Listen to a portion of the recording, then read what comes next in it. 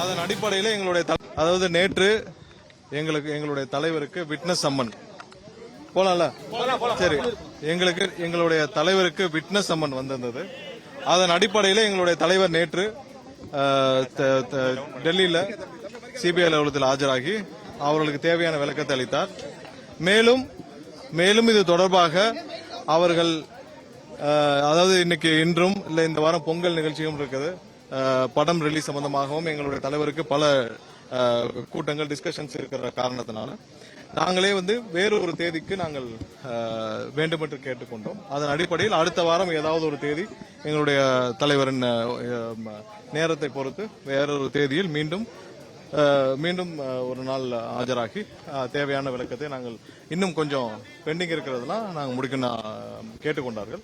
So அதன் அடிப்படையில் தான் நாங்கள் அடுத்த வாரம், ஏன்னா இன்னைக்கு பல நிகழ்ச்சிகள் ஆல்ரெடி எங்களுடைய தலைவருக்கு பிளான் ஆயிருக்கனால அதனால நாங்கள் அடுத்த வாரம் அது தொடர்பாக மீண்டும் கேட்டுக்கொண்டோம். அந்த தேதி முடிவான பிறகு கண்டிப்பாக அது தொடர்பாக தெரிவிப்போம். வேற ஏதாவது இருந்தால் கேட்கலாம். இல்ல இன்னும் நாங்கள் முடிவு செய்யவில்லை.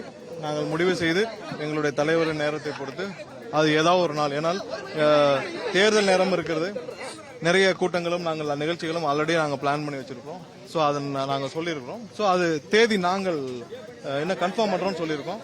ஸோ அதனால அதன் அடிப்படையில் இன்னும் ஒரு சில நாட்கள்ல நாங்கள் தேடி முடிவு செய்து நாங்கள் அங்கே தெரிவித்த பிறகு அவர்கள் அதுக்கு தேவையான இல்ல எங்க பாருங்க, எங்களுடைய தலைவருக்கு வந்தது விட்னஸ் சம்மன்.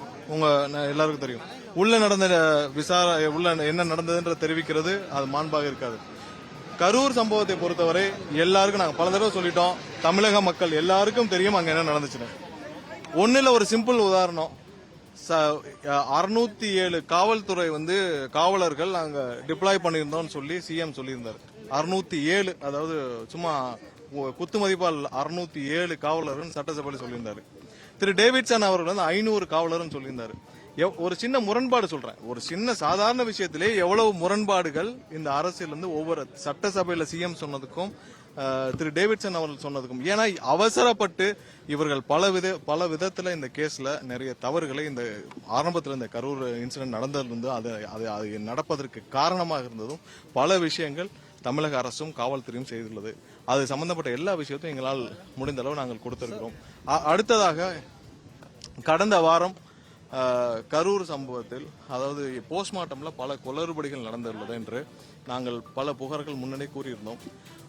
அந்த பாதிக்கப்பட்ட இறந்தவர்களின் குடும்பங்களை கூப்பிட்டு காவல்துறையினர் மிரட்டி முன்தேதியிட்டு கையெழுத்து வாங்கியதாக பல புகார்கள் வந்தது. அது குறித்தும் சிபிஐயிடம் நாங்கள் எங்களுடைய புகார்களை தெரிவித்துள்ளோம். ஏன்னா பல இறந்தவர்களுடைய குடும்பத்தினரை அழைத்து அவர்களை மிரட்டி அவர்களிடம் முன்தேதியிட்டு நாங்க தான் அவசரமா போஸ்ட்மார்ட்டம் முடிச்சு தர சொன்னோம்னு சொல்லி கரூர் நகர ஸ்டேஷன்ல இருந்து கரூர் எஸ்பி ஆபீஸ்ல இருந்து கூப்பிட்டு மிரட்டியதாக ஆதாரத்துடன் நாங்கள் புகார்களை தெரிவித்துள்ளோம். அது சம்பந்தமாக விரிவாக விசாரணை நடத்துவேன் என்று சிபிஐ தெரிவித்தார். கரூர் விஷயத்தில் நியாயம் கிடைக்கப்பட வேண்டும் அட் எனி காஸ்ட், நேர்மையாக இங்க பாருங்க, ஜனநாயகம் பொறுத்தவரை எங்களுடைய தலைவருடைய கடைசி படம் தமிழக மக்கள் அனைவரும், தமிழக மக்கள் ஒட்டுமொத்த திரைத்துறையினரும் இந்தியா மக்கள் முழுவதும் இதை பீஸ்ஃபுல்லா எங்களுடைய தலைவருக்கு ஒரு நியாயமான ஒரு பீஸ்ஃபுல்லான ஒரு நல்ல ரிலீஸ் இருக்கணும்னு விரும்புறோம்.